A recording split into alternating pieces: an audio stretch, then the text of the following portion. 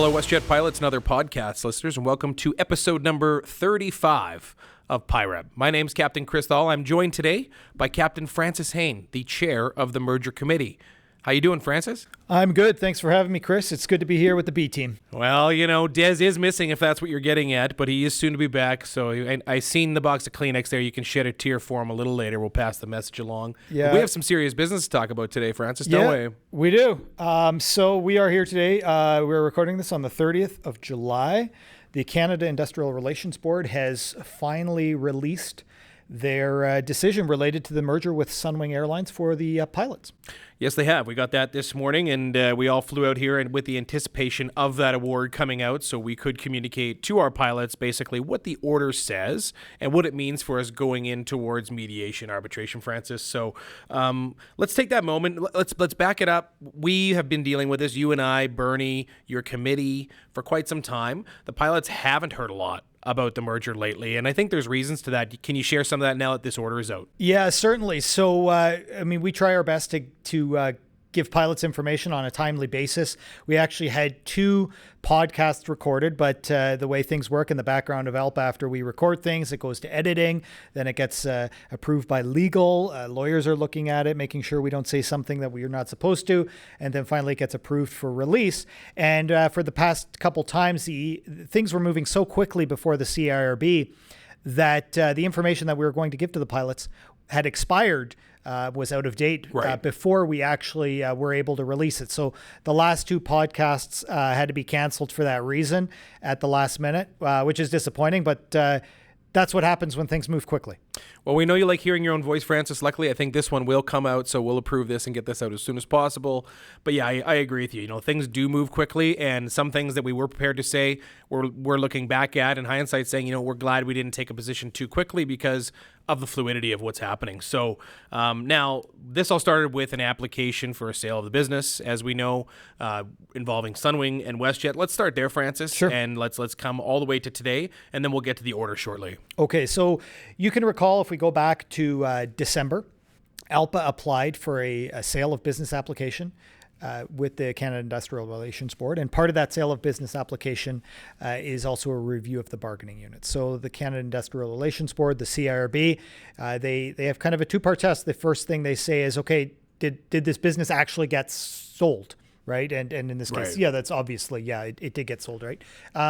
And then the second part is a review of the bargaining unit. So is it appropriate? There's going to be an integration. Is it appropriate that we review the bargaining unit structure? Because as you know, there are 2 different unions, both ALPA and Unifor, that have bargaining rights for the exclusive bargaining of and representation of pilots, both at WestJet and Sunwing. So they have to review that and say, should there continue to be 2, or should that be consolidated, those bargaining units consolidated? And then if they should be consolidated, who should be, what organization, what trade union should be representing all those pilots? And it was our position, it was ALPA's position that, well, of course, ALPA should represent them. And then it was Unifor's position that it should be ALPA as well, but they should remain Unifor until the conclusion of the process, at the conclusion of the integrated seniority list process. So there's quite a bit of wrangling back and forth before the CIRB, because you also have to determine, okay, when will they come over? Will there be a representation vote? And the CIRB said, no, there doesn't need to be a representation vote. The numbers are overwhelmingly in favor of WestJet Pilots. It's just a waste of time to put it to a vote, especially for the fact that the Sunwing pilots do want to join ALPA. They just wanted to join ALPA at a time that they were ready to do so. Yeah, and I think that's fair. I think all sides were heard, and we wanted, Sunwing to come over sooner, but I think it's totally fine that they were able to stay Unifor until their contract were to essentially expire, which is what we're going to get at the award here. Yeah, certainly. So, I think it's fair now to give some information about where we stood on various parts of the process. So ALPA National, they wanted the Sunwing pilots over right away. They wanted to have They want to represent all pilots, and they wanted to do this as an ALPA merger. For our MEC, it really was neither here nor there. There were advantages and disadvantages to both. The advantage that we have now is it's no longer an ALPA merger. We can use the entirety of ALPA's resources in order to secure a integrated seniority list that reflects the equities that WestJet Pilots bring into this merger. Yeah, no, that's perfect. I think that's a great summary, Francis. And going forward, again, we are going to be one group. And I think the board did a great job on this ruling. I think they kept the process focused as we go in towards the next step. They also avoided more of like a B scale. Again, we're going to get to this, but there was certainly a lot of considerations that the board took into account from the unions, both unions, perspective.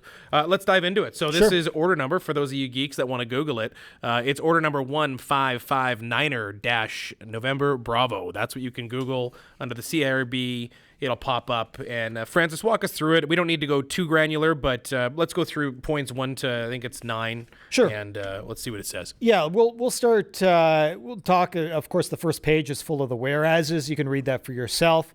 So the first thing is they're exercising their powers under the Canada Labour Code, section 18.1 sub 3 and sub 4. If you're a geek and you want to go on Canly and see what that says, but that's the order, the powers that the board has in the event of a merger. So one of the outstanding issues that has to be decided is the integration of pilot seniority lists. So the CIRB ruled that there's going to be an arbitrator appointed, Mr. Eli Gedaloff. And he has experience with airline mergers, and we had actually already retained him. He came highly recommended to us, both from ALPA and as well Unifor highly recommended him as well. He's known for being a fair and impartial arbitrator, and it will be what he is charged with is ensuring a just integrated seniority list.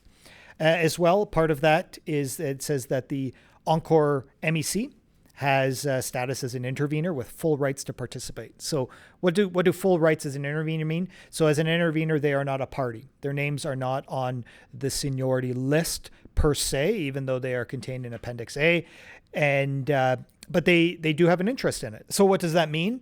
So Encore pilots will have the right to call evidence, cross-examine witnesses, and make arguments before the arbitrator on what is a fair integrated seniority list. Right, and they should be, right? I mean, the way that they live on the Appendix A list and they come over to WestJet with a reserved seniority number, obviously the board heard their concerns and granted that, which is good to see. Yes, that's correct. The other thing that should be mentioned as well is what factors should the arbitrator use and in order to come up with a fair ISL. And so the arbitrator, the CIRB ordered the arbitrator to pretty much basically rip the text straight from the ALPA merger policy that the career expectations, longevity, and status and category should be considered. Right. And I want to talk about that for a second because the award, if you're following along, it says the factors to be considered are those 3 that you mentioned. However, they went on to say in no particular order with no particular weight. So as long as they're considered in, the passes and the presentations and certainly by the arbitrator at the end of the day, if it goes that way, that's what we're looking at. It doesn't have to be an equal third of each. That's correct. Right. Yeah.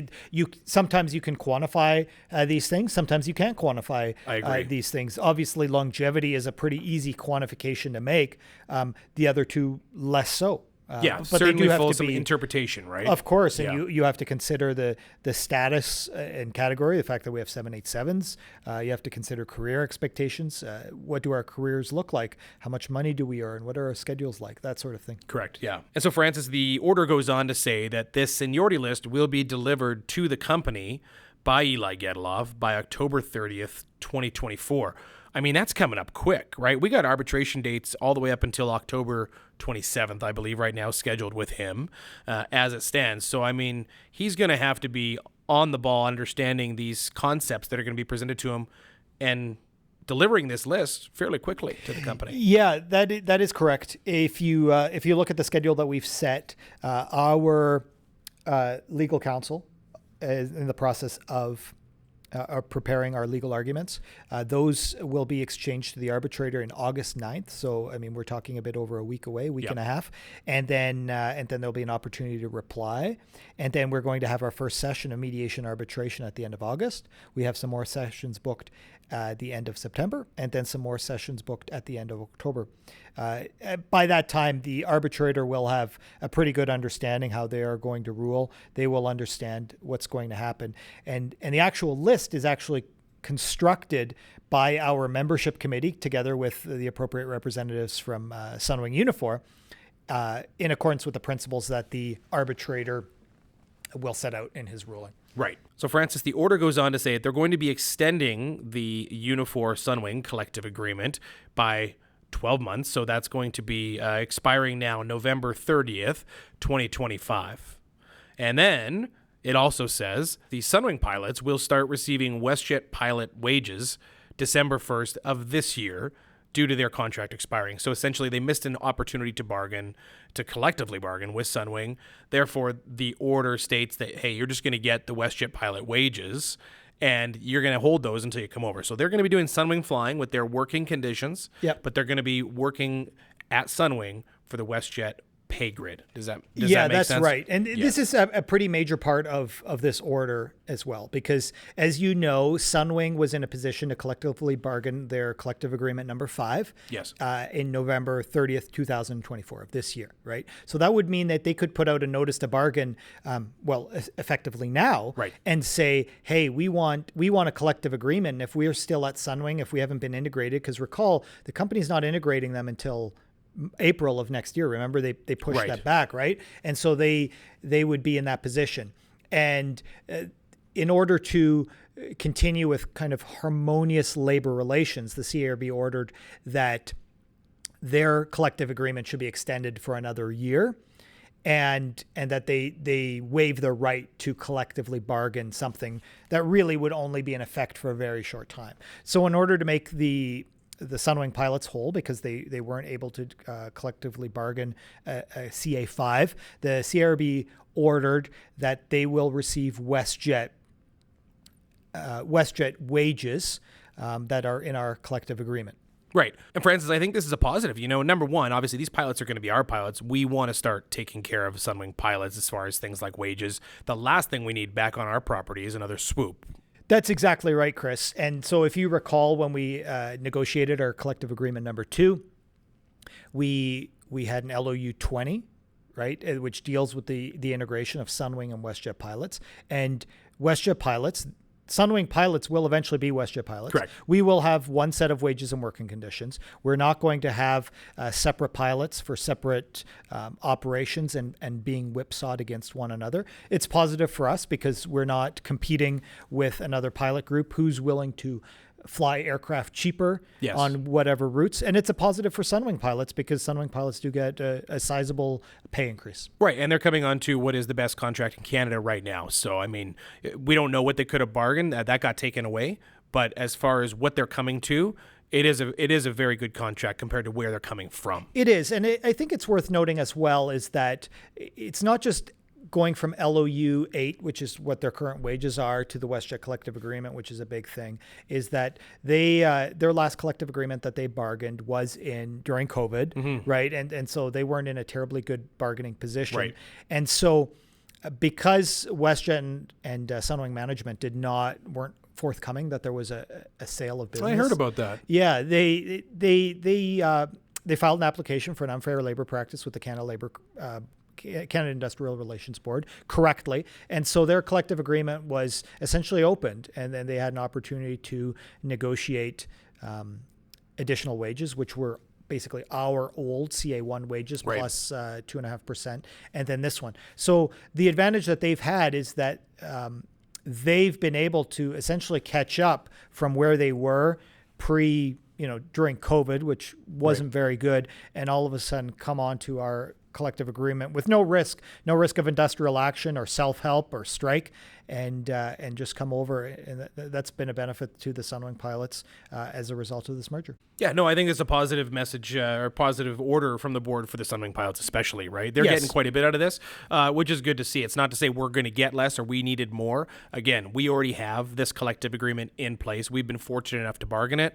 They've now been brought up to that standard. So like you said, we do not have a B scale. We don't have to worry about them working cheaper labor. These are our pilots in the future. So we have to make sure we're treating them that way. That's right. And you have to think even broader than just WestJet pilots. You think about all pilots in Canada, right? ALPA, right? ALPA now represents, I believe, every group that flies 737s in Canada, right? And as a large trade union, you want to pattern bargain. You don't want to have other airlines grow and and pilots subsidizing, having substandard wages and working conditions, subsidizing their airlines to grow.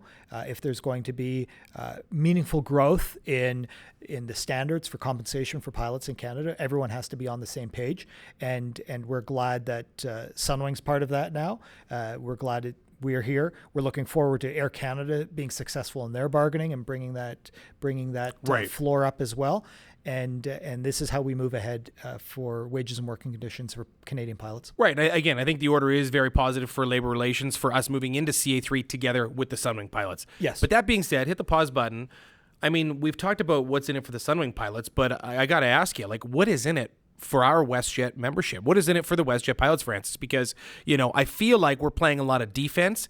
And quite honestly, I want something. I would like to see something, and I don't feel like I, as a WestJet pilot, as a captain in Winnipeg, am getting much out of this. So where are you at with that? So great question. It's a question that I get asked often by a lot of pilots. So we can always say, like, what do Sunwing pilots get out of this? What do WestJet pilots get out of this? Right. And this is something that goes in the calculus for the arbitrator in balancing the equities. So I would say that WestJet pilots get three major things out of this. Okay. The first thing we got out of this was LOU 20, the fact that we are not going to be competing against another pilot group for work.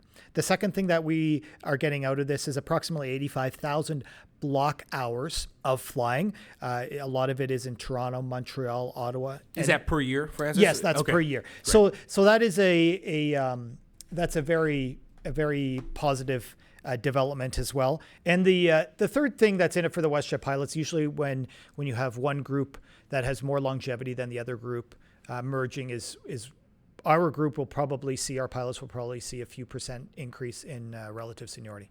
Okay. And so relative seniority, Francis, we've been talking about this a little bit, whether it's in the communications. You may have seen your relative seniority on the seniority list now.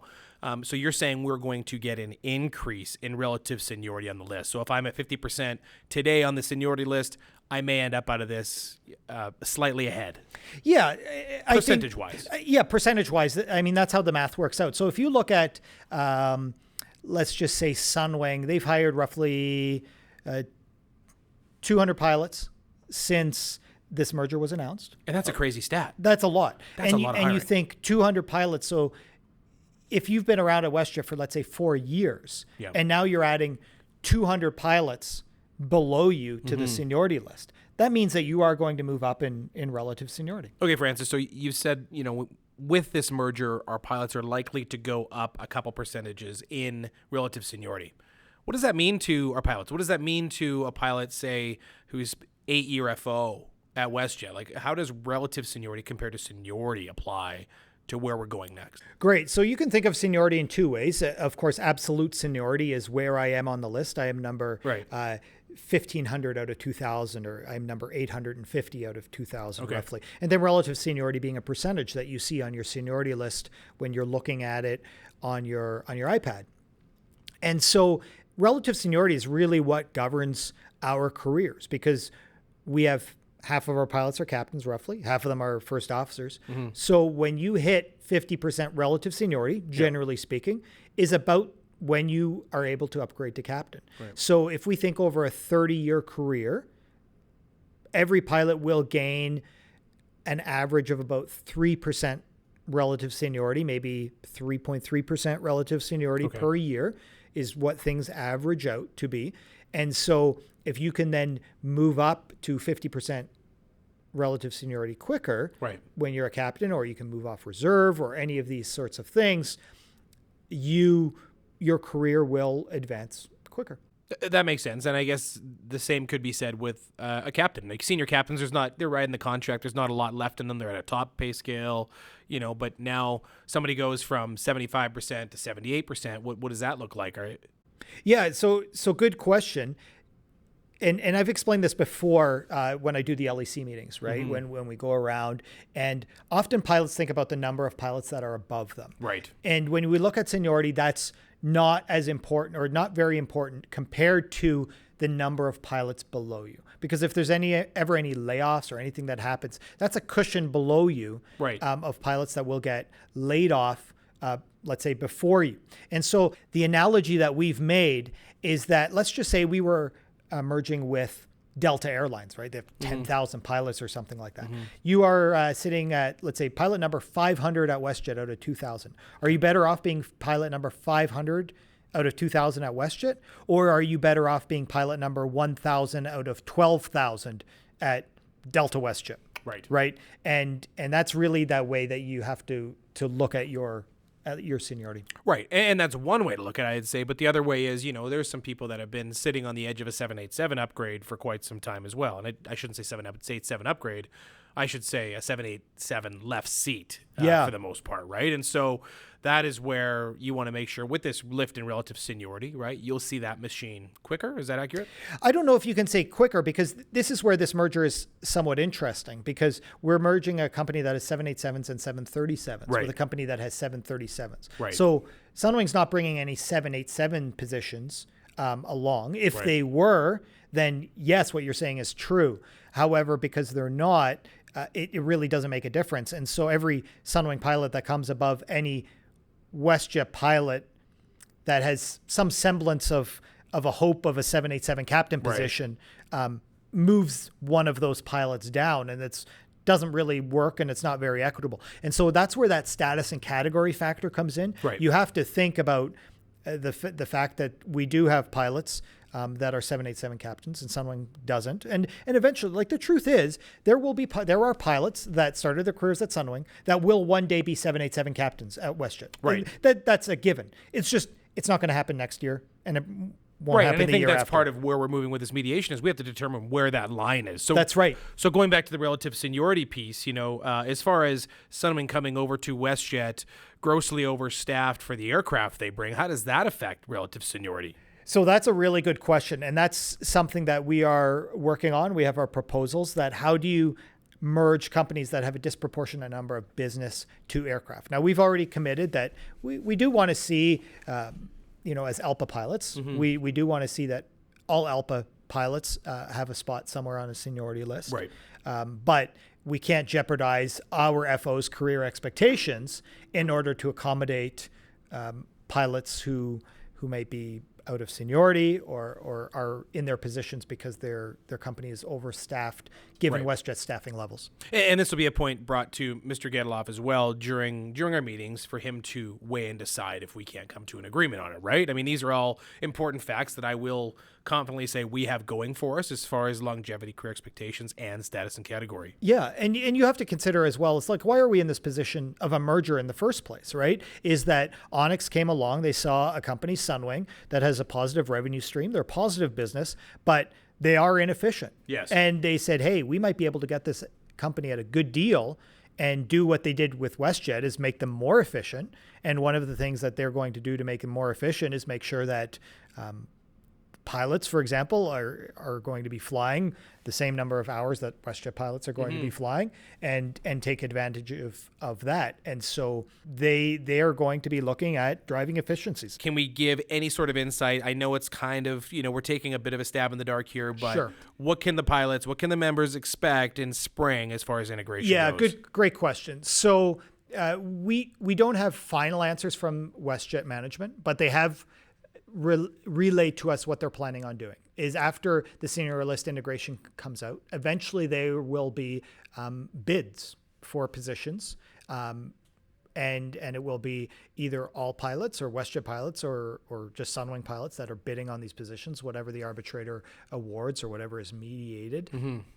And those positions, whatever the captain positions are, whatever bases, whatever they will be, pilots will end up in those positions. Right. And so what they have said is that there's going to be 3 tranches. They're going to bring over, roughly 150, 180 Sunwing pilots at a time. Right. Bring them over.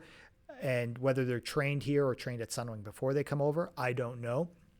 But then they'll be integrated that way into the WestJet pilot group, and then fall under the WestJet collective agreement. So, Francis, you used the term tranche. That is a term we've been throwing around as we've been dealing with this merger, is they're going to come over in groups or tranches of pilots to WestJet.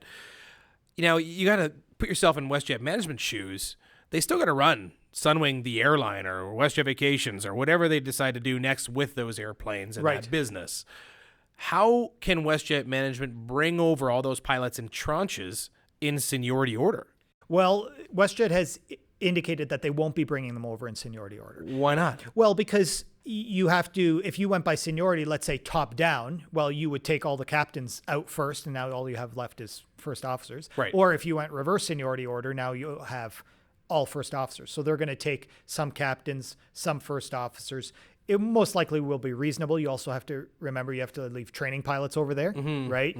Check B pilots, check A pilots. Right. So you have to bring some of them over.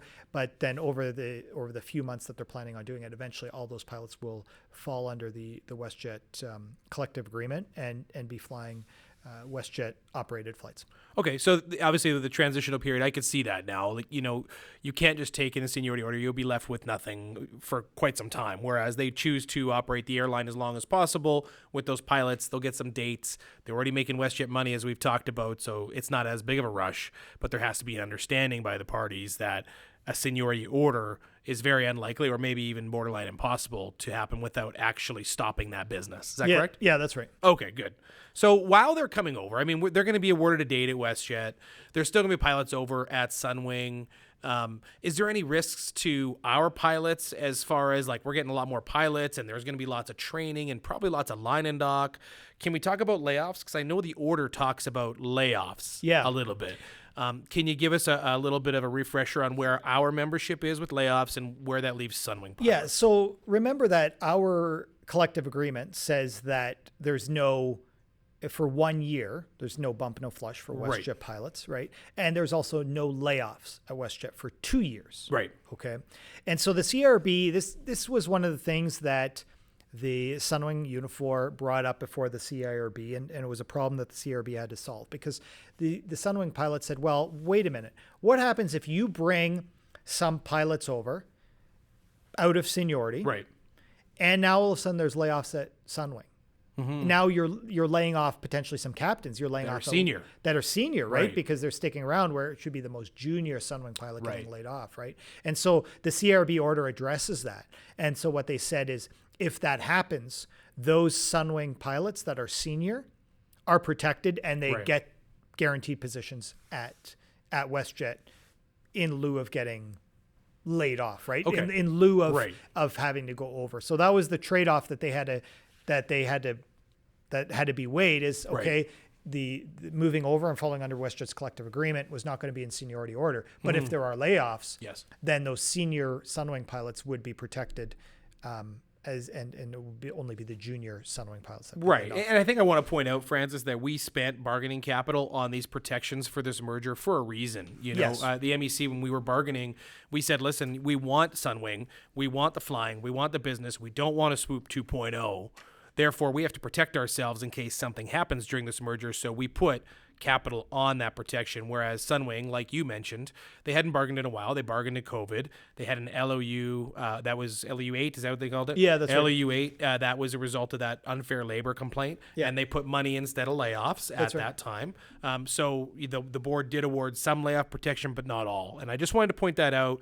Again, not to gloat. This is just facts at this point, because we do, and I want our memberships to understand where they are as far as layoff protection goes. Yeah, that's right. Okay. Hey, the other question we haven't really addressed, Francis, is, you know, it goes back to, I think it was point 2, regarding Encore's involvement. So now we're going to mediation arbitration. Encore's been given this intervener status. You've told us what that is. What does are they going to be speaking? Are they on the list? What does this look like? What are the positions? So good question. So we have a seniority list of people in our bargaining unit. Right. And that's going to be merged with pilots in the Sunwing bargaining unit. Yeah. Those are the two lists. And so now Encore has residual rights. They have the pilot transfer agreement. There was also a memorandum of settlement related to the cancellation of that agreement. And then as well, we have Appendix A in our collective agreement. That collective agreement is not eligible to be opened. Right. And so when our collective agreement stands, when Encore pilots come over to WestJet, when they flow through, they are placed on our list in accordance with the provisions in the collective agreement. Okay. And the Appendix A. Right. So I guess maybe more what I'm digging at is this is not a merger including Encore. Encore is not a merging party. This is only between WestJet and between Sunwing. That is correct. And they have an intervener status because they have an interest there, right? Right. So, for example, we can't just go as WestJet Pilots and be like, okay, well, we're getting rid of all the Encore pilots. We're getting rid of Appendix A. We're going to open our collective agreement and do that. They have a right to protect their interests. Yeah. And to be a party at the table, obviously, there's a cost to that too. And the board, Madame Brousseau, has subscribed that cost to the Encore pilots, basically saying, hey, if you want to be there, you're going to pay a third or whatever it comes to, right? So there's no free lunch, and they're not going to get it, but they are welcome at the table and to make those submissions. Of course, yes. What's next? What do we do next? Integration? Anything else we need to talk about as far as after this order? So there's a number of things, outstanding issues that still have to be addressed. As you know, we've discussed in our podcast before, the company has said that they're not interested in paying the Sunwing pilots their length of service, and recognizing that they'll pay them WestJet wages on whatever their current pay step is. That's obviously not acceptable to us. It's not acceptable to the Sunwing pilots. Right. So there is some common ground there. We will defend our collective agreement. We will defend the wages and working conditions of Canadian pilots.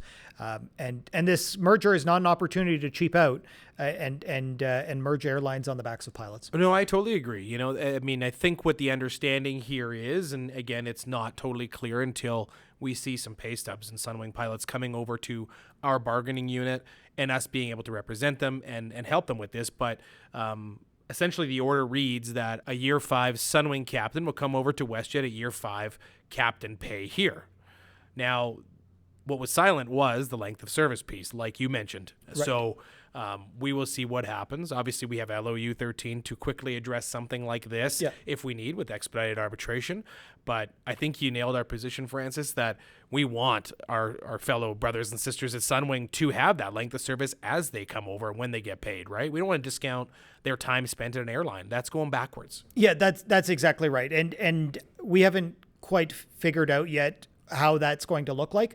But I think it's safe to say that we put WestJet management on notice that on day one, when a former Sunwing pilot is now a WestJet pilot, their length of service is reflected in their pay stub. And if that is not reflected in the pay stub, then there's going to be a policy grievance filed immediately.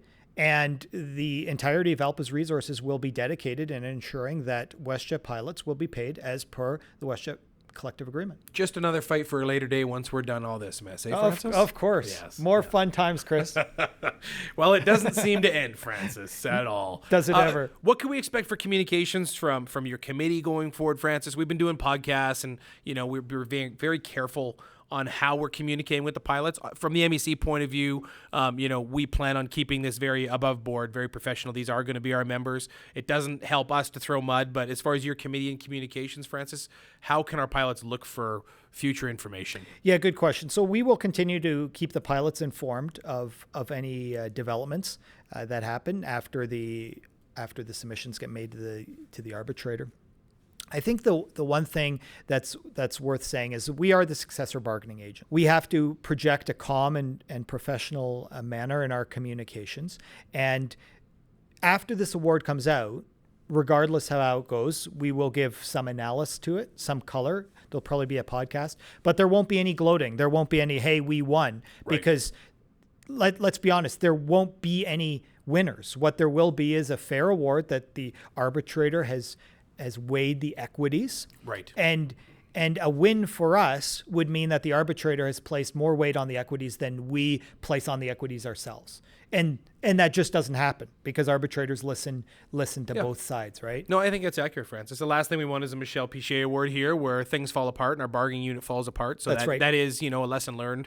And all these arbitrators that touch airlines understand very clearly on what a disaster it can be, especially dealing with something like a seniority list. Yeah, of course. Yeah. And I think the other thing to think about as well is, if you recall back when we certified with ALPA, right? We had the WJPA before, and the WJPA had nothing to lose at that point, right? And anything that they were able to secure was a big memo, a big, hey, look what we got. We are super happy. This is fantastic, yes. Right? We both remember that. And so it wouldn't surprise me if that's what we see from Unifor as the outgoing bargaining agent. They have to put their best foot forward and show that they fought hard for their pilots, and that's okay. There's no harm done, but we can't show that we were the winners or we were successful or why we were successful in something, because those are our members now, right? That's right. Yeah, no, that's a good point. There's no point casting a shadow on them. If they see things as a win, that's good for them, and they can gloat or they can build it however they would like. We've seen some of that actually last week, Francis, on a release that was not supposed to go out that the Sunwing Pilots had put out, and it made everything seem like a great big win from Sunwing, and we got a bunch of inquiries the MEC level saying, well, is this a big win or not? There was some confusion. So I like how you put it, Francis. There's going to be some memos coming out. There's going to be communications that our pilots will inevitably read from the Sunwing MEC. And, take it with a grain of salt, use your resources. We're here to answer darts and clarify anything you have questions on. But like Francis said, we're not here to make somebody a loser. That would be a disaster of a merger. And of course, our unity going forward into CA345. Yeah, that's right. And that kind of is the overarching theme of this order. Is this a win for the WestJet Pilots, this order?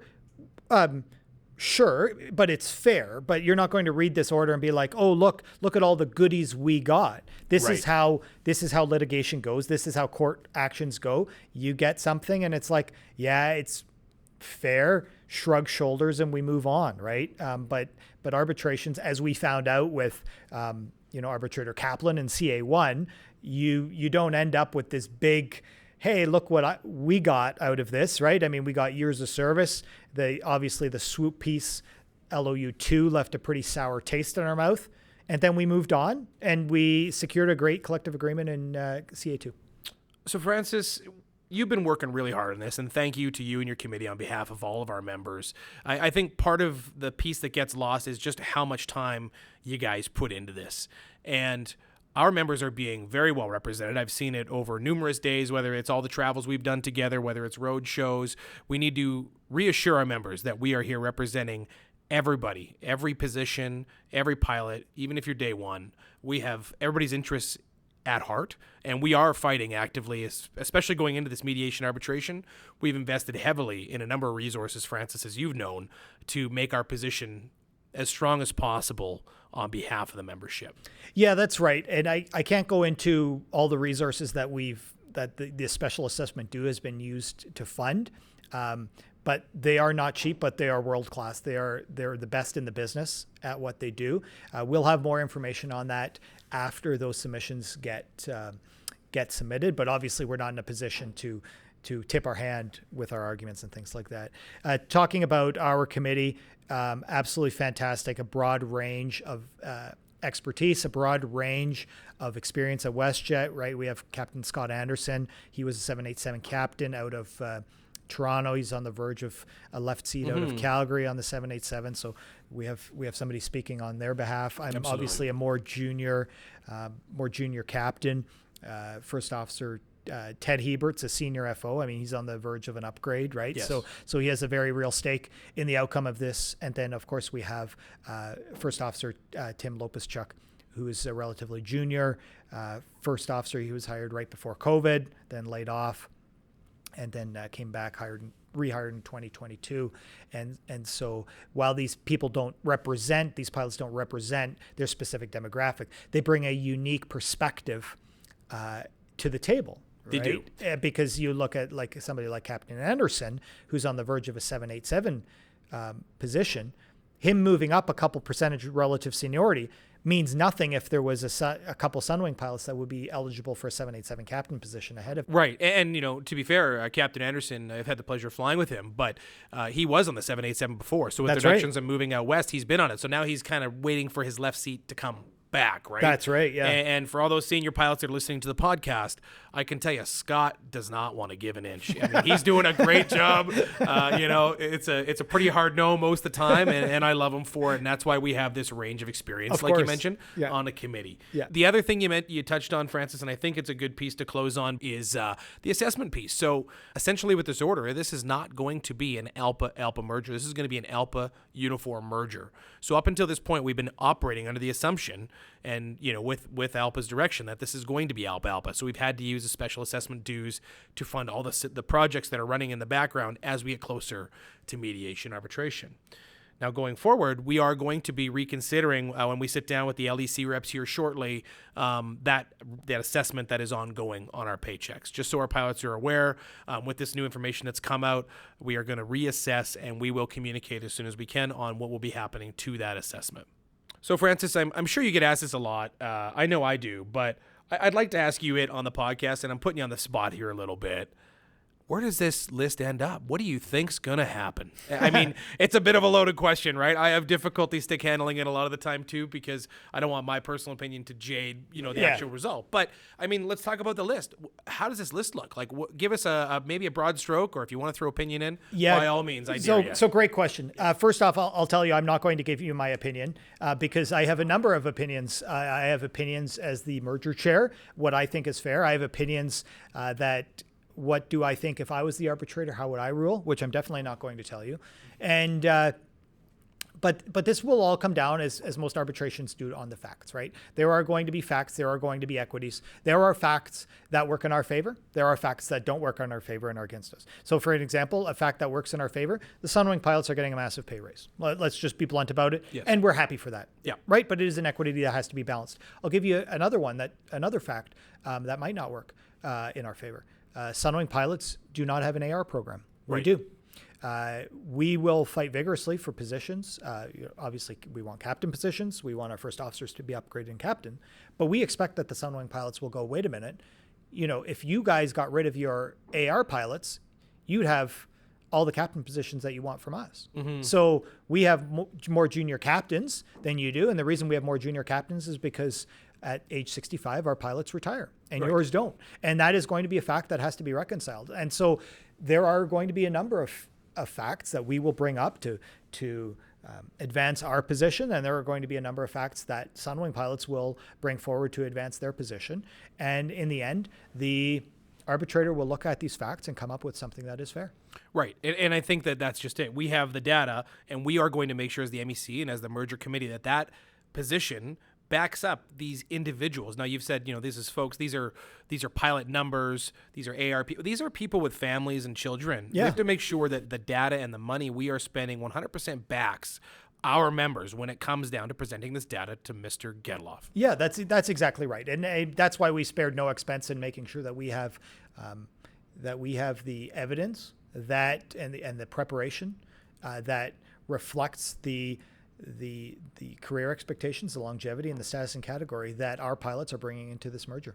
And so, Francis, you've done your reading. I don't know if a lot of our members have, but I mean, there's certainly a lot of mergers out there to research if you'd like. Pretty much all of them are quite contentious. They are. Why? Good question. Whenever you're going into an arbitration, the arbitrator weighs the different facts, the different equities on both sides. And it's human nature, it's our nature that we weigh our side of the argument stronger than the other side is going to. Right. It's your perspective. It's of course, life. Right? And the arbitrator weighs it. He looks at it and he says, yeah, I agree with you. I just don't put as much weight in what you're saying as you do. And then the other party, the same thing happens as well, right? They bring their equities that they're bringing forward, their arguments. And the arbitrator says, yeah, I kind of agree with you, but I don't agree with you as much as it is. Right. And so if you just think from a human nature point of view, the arbitrator is not going to place as much weight in your arguments as you do. And so when we think, what's a fair deal? We look at it as a fair deal is one where the arbitrator places as much weight in my arguments as I do. And that never happens. The arbitrator might agree with you. He just doesn't go to the same extent that you do. And then, of course, you could even go to the extreme. Let's get a deal that's better for us than we were expecting. It's more favorable to us. And that would mean that the arbitrator has to put more weight in your own facts than you do yourself. Correct. And it just never happens. Right. Just, we're working at an airline that's been around a long time. We have job security, and we weigh that X, but maybe the arbitrator does weigh something like that a lot more than we do. There's an example of that, right? Of course. So just going back to the pilot pay thing, yes, Sunwing pilots are getting a pay raise, but the arbitrator might say, yeah, they're getting a big pay raise, but they would have got that anyway in collective bargaining in November. Right. And now all of a sudden that wipes out our whole argument, right? Yeah. And realistically, what the arbitrator is going to say is somewhere in the middle, saying, yeah, they would have got a pay raise. I don't think they would have caught up to you, but it's not quite as dramatic as you're making this out to be. And to be fair, they are getting a big pay raise, as we've seen.